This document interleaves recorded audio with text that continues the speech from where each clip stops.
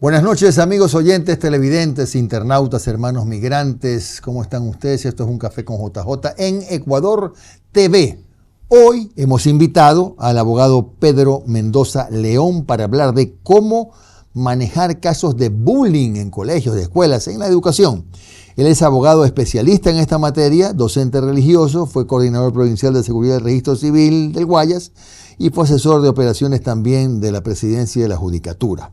Le agradecemos mucho, Pedro, por estar con nosotros y hablemos de este tema que es parte del día a día de los colegios, de las escuelas, pero desde mi visión está causando cada vez más contratiempos el manejo del bullying.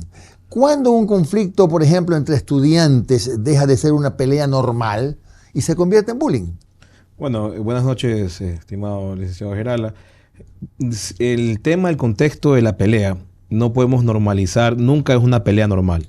Hay que tener claro que desde el punto de vista de que generalmente las instituciones normalizan las peleas, eso no está bien. El bullying realmente es general, contextualizado, 7 tipos de bullying. Nosotros tenemos que tomar en cuenta que tenemos el ciberacoso, 7 tipos de bullying, porque el maltrato físico también es bullying, el maltrato psicológico también es bullying, lo que es todo tipo de maltrato que genera algún tipo de controversia o aflicción hacia quien está siendo víctima de aquello, ¿no?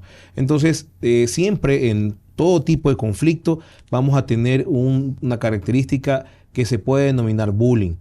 Sin embargo, en el tema de lo que corresponde al tratamiento es totalmente diferente o tiene sus aristas o sus esquemas que ya están un poco documentados por el Ministerio de Educación. Ahora, ¿cuáles son los casos de bullying más frecuentes en colegios y escuelas? Bueno, casos que seguramente, Pedro, no los resuelve necesariamente el psicólogo del plantel, ¿no? Claro, y ese es otro tipo de bullying que faltaba, que es el bullying social. Generalmente el bullying social es cómo te encuentras socialmente, físicamente. Te dicen gordo, te dicen flaco, te dicen cualquier tipo de situación que tiene que ver con tu apariencia o tu situación social. Ese es el más común, porque ese es como que el punto de partida hacia los demás tipos de bullying. Es un tipo de escalón por escalón que obviamente normalmente aterriza en situaciones bastante lamentables. Bueno, ¿y cuál debe ser el manejo de esos casos? El manejo de esos casos es que siempre el estudiante, o por lo menos si no existe el trauma que pueda generar esa situación pasiva del estudiante, siempre pueda comunicar a su tutor, que es el tutor en todos los colegios, es el inmediato a atender este tipo de situaciones. Si acaso el tutor, que lastimosamente sí tenemos, normaliza una situación de esta índole, el estudiante tiene que ir al departamento de consejería estudiantil o al inspector general, que debe tener o reportar a quien deba en este caso tener un tratamiento como tal. Si acaso el estudiante no tiene una respuesta inmediata dentro de casa, para que el adulto tenga que hacer un poco más de énfasis y obviamente de par a par, ¿no? De adulto a adulto, tratar de llevar o tratar de que se tenga voy a redundar, el tema de un tratamiento eficaz para evitar y parar el bullying. Claro, Pedro, ¿qué pasa cuando, por ejemplo, estos casos de bullying, quizá por picardía de los jóvenes, prefieren no hacerlo dentro del colegio, sino fuera del colegio? ¿Cuál es el papel del plantel, del tutor en esos casos, cuando se da afuera? Sí, nosotros tenemos que tener en claro que cuando uno firma un contrato de servicios educativos, hace una cuestión integral de lo que responde a la vida del estudiante. Cuando se matricula el estudiante. Cuando se matricula. Entonces pasa a ser un tratamiento de vida compartido. Lo que pase en casa, también el colegio tiene que ver. Lo que pase fuera del colegio, el colegio tiene que ver. Asimismo, el padre tiene que ver con lo que pasa dentro del colegio. Entonces, es una protección integral de parte de la institución educativa con el padre de familia. Si pasa fuera del colegio, el colegio tiene la potestad no solamente de intervenir, sino también de exigir a las autoridades que se tomen cartas en el asunto. Claro. Antes, en épocas pasadas, lo que había en colegios, escuelas, era fundamentalmente psicólogos o psicólogas. Ahora, por el cambio de los tiempos, debe haber psicólogos y abogados, ¿verdad? Bueno, no solamente eso. Conforme va pasando el tiempo, los colegios deben de también tener trabajadores sociales. En el manejo de protección superior del niño, que lo dice el Código Orgánico de la Niñez y Adolescencia, tiene que existir un círculo restaurativo en lo que refiere cualquier tipo de tratamiento para un poco proteger la integridad probablemente de los niños y adolescentes. Claro. Ahora, Pedro, ¿cuáles son los pasos que se deben dar? Por ejemplo, cuando por alguna razón el tutor no advirtió casos de bullying y el chico sí le dijo a los padres, ¿qué tienen que hacer los padres antes de recurrir a las redes sociales? Bueno, porque eso es lo que suele pasar, así, ¿no? Es. El padre a veces toma una actitud totalmente errónea y trata por los grupos de WhatsApp, que es lo más común, yo siempre le he hecho énfasis a los padres de familia, que eso no soluciona nada. Advertir a la autoridad de manera inmediata es lo que se debe hacer. Presencialmente, por correo electrónico, por el mismo medio de WhatsApp, decir, ¿sabes qué? Mi hijo está siendo víctima de aquello. La autoridad de manera inmediata en este caso el psicólogo, el DECE, debe tener una entrevista y obviamente escuchar, discernir y actuar. Si en caso hay varios parámetros, ¿no? La parte administrativa, la parte judicial, y eso es un esquema que tiene que realmente hacer un discernimiento real. ¿Y por qué ahí viene la parte del abogado? Porque el psicólogo generalmente solamente sigue parámetros de un documento. O sea, él lee el documento y dice, ¿sabe qué? Eso va a fiscalía. No todo puede ir a fiscalía. De repente ahí viene el discernimiento de una persona que sepa en el campo del derecho y decide o puede del derecho recomendar. Educativo, digamos, puntualmente. Sí, claro, no hay derecho educativo, pero sí, aplicado a. En algún momento deberá haber una rama del derecho que sea el derecho educativo, porque es un esquema muy grande, un espectro gigantesco que sigue creciendo cada vez más. Ahora, ¿cuáles son los errores que más frecuentemente se cometen en los colegios al manejar casos de bullying y que después terminan en problemas legales? Sí, los errores frecuentes no solamente pasan en los colegios, sino también en el Ministerio de Educación.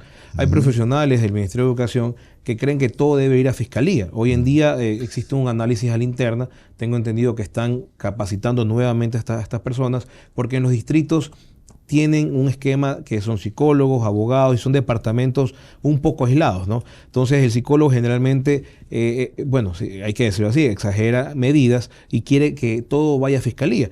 En la fiscalía, cuando uno va a fiscalía, porque nosotros también somos abogados de varios colegios, en fiscalía un poco se ríen de la temática porque nos dicen que una pelea, y no es por normalizar, una pelea tiene un documento que puede ser tratado de otra forma.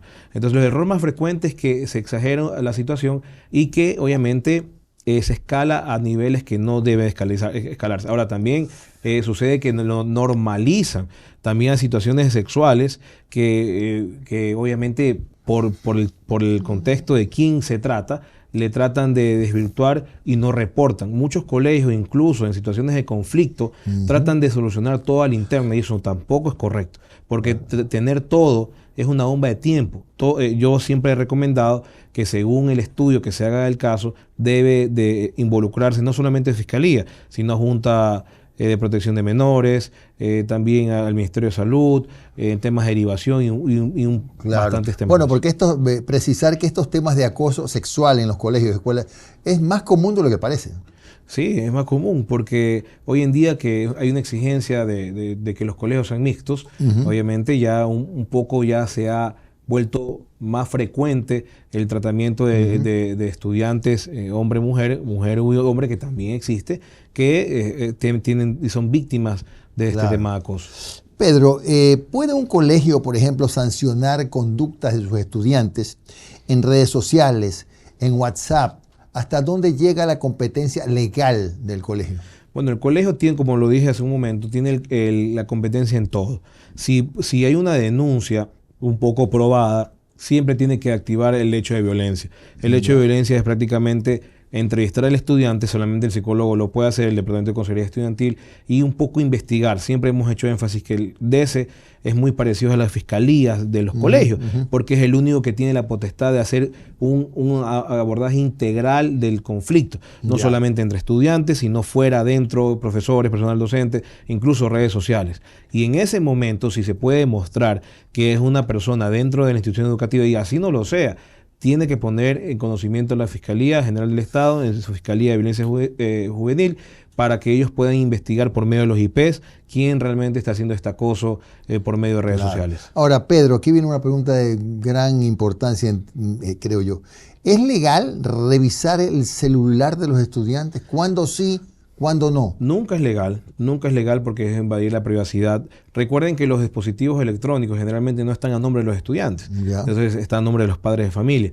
Lo que generalmente el manual del DC dice, que está en el Ministerio de Educación, es un poco persuadir a que el padre de familia haga esa tarea de poder revisar el dispositivo electrónico que realmente le pertenece al padre de familia, porque recuerda que son menores de edad, no pueden ser dueños de un dispositivo como tal. Entonces el padre de familia, en caso que el padre de familia se resista a este abordaje que es necesario por situaciones de alta gravedad que realmente se pueden colegir en temas sexuales, tendré que poner en conocimiento de la Fiscalía y la Fiscalía pedir que se ponga a disposición de la autoridad el dispositivo para, en este caso, ser explotado. Ahora Pedro, en una investigación interna del colegio, por ejemplo, también hay que garantizar de alguna manera el debido proceso.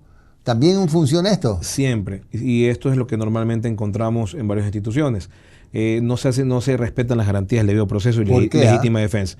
Porque cuando hay un proceso, por ejemplo, imagínese usted, existe una estudiante presuntamente abusada sexualmente.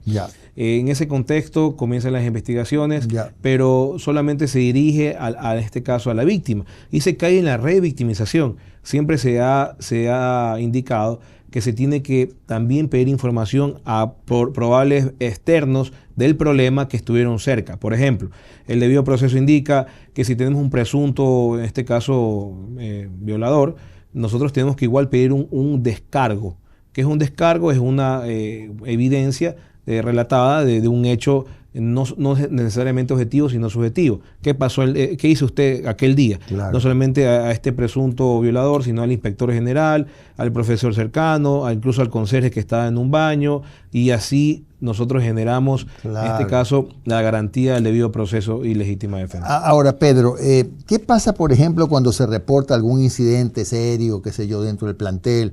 ¿La policía puede entrar o tiene que ingresar con autorización y no solo con una llamada de auxilio de un estudiante? Mire, eso también creemos que es un error de parte de las autoridades, el prohibir o exagerar en la interpretación de que la policía puede ingresar. En el contexto de que si existe un presunto delito, la policía debería entrar, no en este caso a actuar con violencia, sino a prender en caso al presunto agresor y obviamente llevarlo a la autoridad. Lógico. En todo caso, en la actualidad no puede ingresar la policía, incluso hay policías que se rehúsan a ingresar a las instituciones educativas, sin embargo hay otros procesos que se pueden un poco llevar y para resolver, ¿no? Claro, muy interesante. Tenemos un segundo bloque todavía con muchas preguntas más para Pedro Mendoza León. Estamos hablando de cómo se deben manejar los casos de bullying en la educación.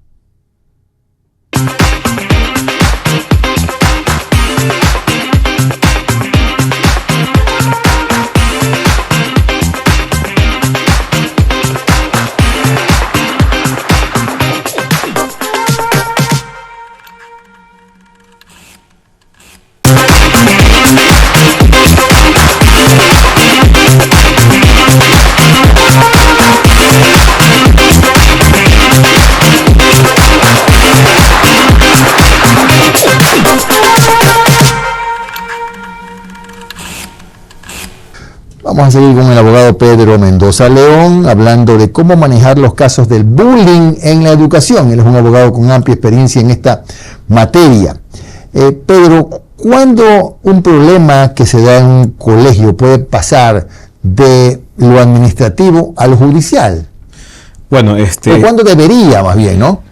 Bueno, generalmente eso lo hace un discernimiento del DS, que es el Departamento de Consejería Estudiantil. Sin embargo, generalmente trasciende a lo judicial cuando existen ya situaciones médicas que superan los 3 días. La ley generalmente habla de que si superan los 3 días tiene que haber un tratamiento ya penal, el nivel de penal, pero como no son imputables los menores de edad, en este caso se toma la misma referencia, porque siempre en los conflictos hay que tomar en cuenta que también intervienen médicos. El médico hace una evaluación general física de este caso, de ambos, el presunto agresor y la presunta víctima, porque recuerde que dentro de la institución educativa no se puede colegir de quién es agresor o quién es víctima. Claro que sí. Entonces, en ese momento, si existe un examen visual, físico de un médico que tiene que estar dentro de la institución educativa, se puede recomendar que escale al tema judicial. Y en el tema judicial también van a hacer una valoración, no solamente física, sino también psicológica, con un técnico especialista del Consejo de la Judicatura, y en ese momento la Fiscalía arranca con el proceso, en este caso judicial. Claro. Ahora, ¿hasta dónde llega, Pedro, la autoridad de un docente en las aulas sin que esto caiga en maltrato o abuso? Mire, la autoridad del docente es integral, es total, no solamente en las aulas, sino fuera. Los docentes hoy en día tienen un temor porque no están capacitados o aptos para abordar tipos de conflictos. Nosotros hemos tenido casos donde docentes han perdido la cabeza, que incluso han agredido, y es muy penoso porque ellos se llevan al límite. Un docente que le arrojan un papel en la cara en plena clase, a un docente que le arrojan cualquier situación que no solamente desconcentra, sino que genera malestar, un docente que está dedicado y apasionado a su clase, que es maltratado de esta forma y pierde la cabeza, es porque no ha podido o no conoce cómo abordar este tipo de conflictos. Si tenemos este tipo de conductas de estudiantes, los estudiantes pueden ser excluidos o derivados a situaciones en otros planteles que representan realmente un tipo de castigo hasta severo, hasta en temas de fiscalía, en temas de delincuencia juvenil. Eso es maltrato, eso es violencia y debe ser tratado por vía fiscalía, pero el docente no conoce. Entonces, en el abordaje de todo tipo de conflicto, el docente tiene que saber manejarlo, no solamente en lo medular, que es la frecuencia de cómo actuar en ese momento, sino también en el coyuntural de saber a dónde derivar y cómo excluir y ser severo. El problema,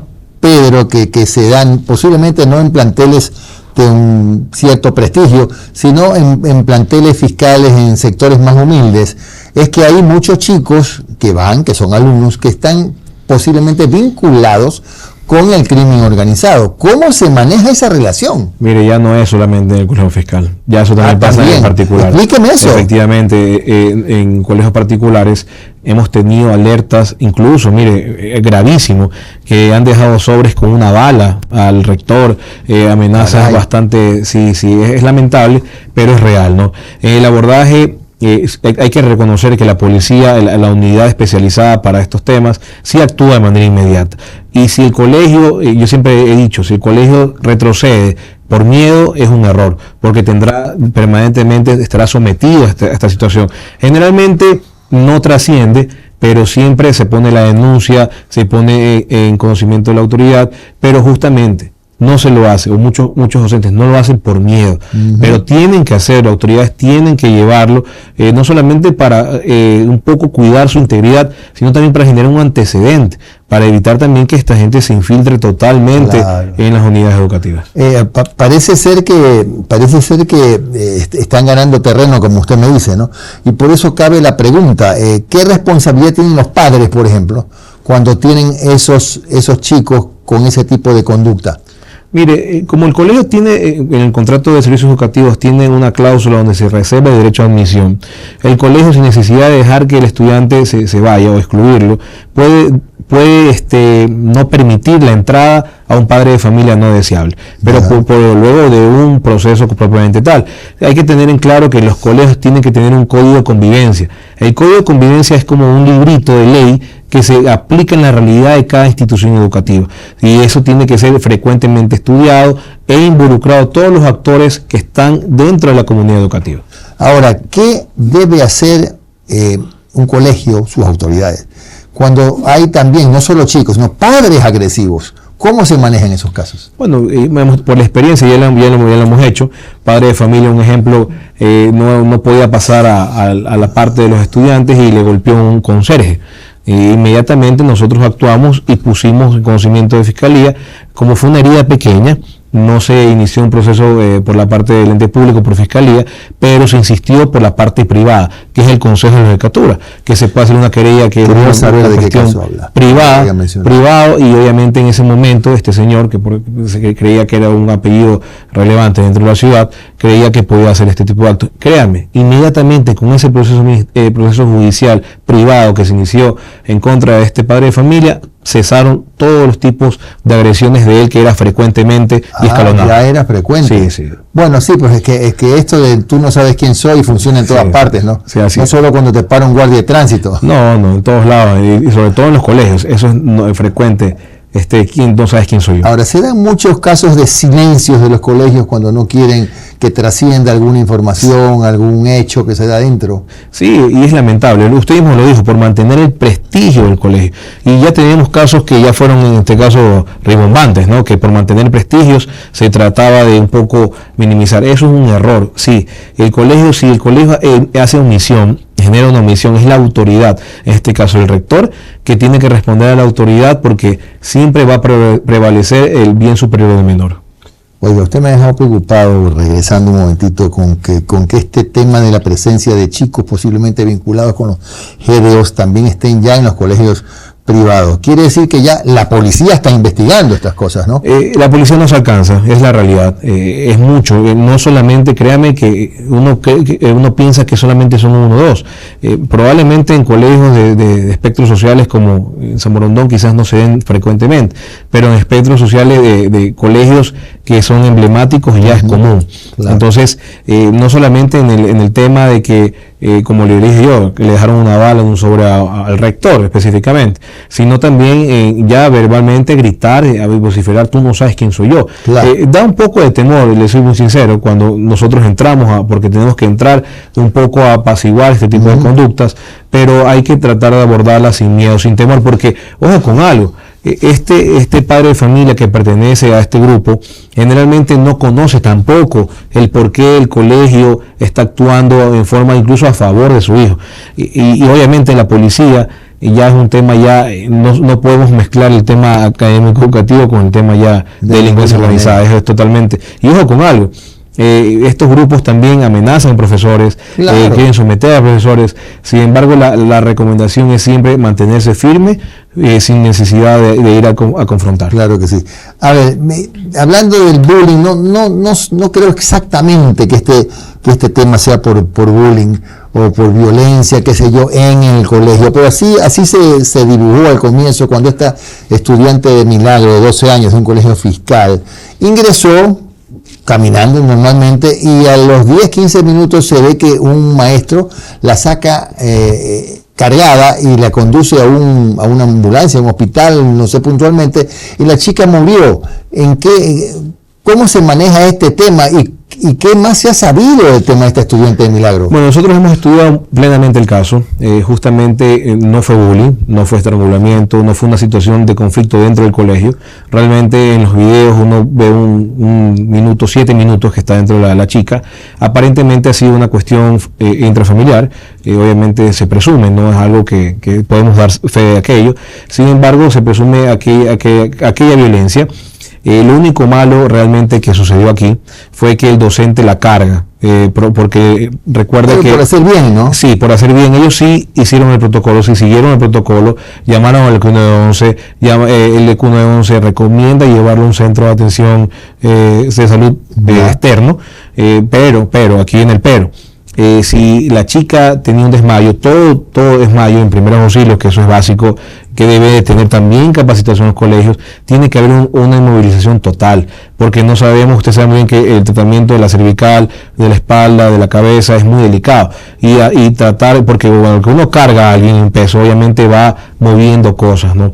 Entonces, lo que sí debió haber hecho en este caso el docente fue inmovilizar, por eso es que los equipos son importantes. Probablemente, como esto es un colegio fiscal, probablemente no había el equipo. Sin embargo, hay métodos alternativos que nos ayudan a poder inmovilizar personas, y siempre a todos los docentes se les recomienda que traten de buscar un profesional que conozca el abordaje en temas de salud, porque a veces uno, por querer bien hacer, obviamente Claro. a veces pueden Ahora, parar las cosas. Tampoco sería justo culpar al docente cuando No, hizo no. lo que pudo, Sí. puesto que atrás, de acuerdo a lo que estamos reconociendo que estamos especulando un poco, Sí, sí. Lo que pasó fue un problema de violencia en su propia familia. Sí, se presume eso por el trabajo social Se que se ha hecho, ¿no? presume que, lo voy a decir yo, no usted, Ujú. se presume que alguien de su familia la agredió a la chica antes de bajarse del carro. Se presume. Por el informe forense, porque es un golpe contundente en la cervical, Vea eso. se presume aquello, y obviamente por el tipo de conductas y el desarrollo que se ha dado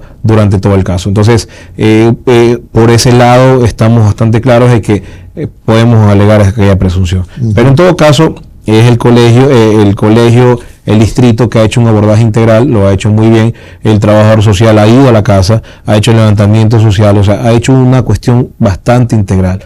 Entonces, en el tratamiento de ese caso, aparentemente se tendrá un responsable prontamente. Pero hay fiscalía, está la fiscalía metida en esto ya. Fiscalía ya tomó versión. O sea, ya no es un asunto administrativo, es un tema ya siempre tiene que ser responsabilidad del Estado. Entonces, Fiscalía ha abordado, ha allanado colegio, ha tomado los videos, ha tomado versiones a la interna, ha hecho lo que bien tiene que hacer. ¿Y los padres aparecen o no aparecen? Lastimosamente hay unas tías, unos familiares que están preguntando cómo va el caso, sin embargo no existe una acusación particular, y obviamente lo que siempre se espera, si existe una negligencia de la institución, es que los padres de familia, tengo entendido solamente yo con el papá, aborden el tema y vayan al encuentro del responsable, porque se ha perdido una vida, Claro. no ha sido cualquier golpe o una situación Claro. exterior. Entonces, en este caso, los padres, qué sé yo, no podrían reclamar en el sentido que el colegio no haya hecho lo adecuado, O que sea, no esté no. actuando, que no haya presentado la debida No, denuncia ni nada. paralelamente podrían poner una acusación particular. Pero no la han puesto. No la han puesto. Entonces, además de que la fiscalía esté investigando, cualquier persona esté investigando, ellos, como ciudadanos, pueden aparecer en el proceso como acusadores particulares e insistir y velar por el fiel cumplimiento de la ley. Qué interesante hablar con alguien que conoce a fondo este tema del bullying y el caso de esta chica que ha sido noticia como que ha bajado el volumen últimamente, pero está avanzando la investigación de la estudiante de Milagros. Fue el abogado Pedro Mendoza León y hemos hablado claro y con sol de cómo se deben manejar los casos de bullying en colegios y escuelas. Gracias por acompañarnos en el programa número 62. De aquí será con nosotros hasta el lunes, a las 10 de la noche.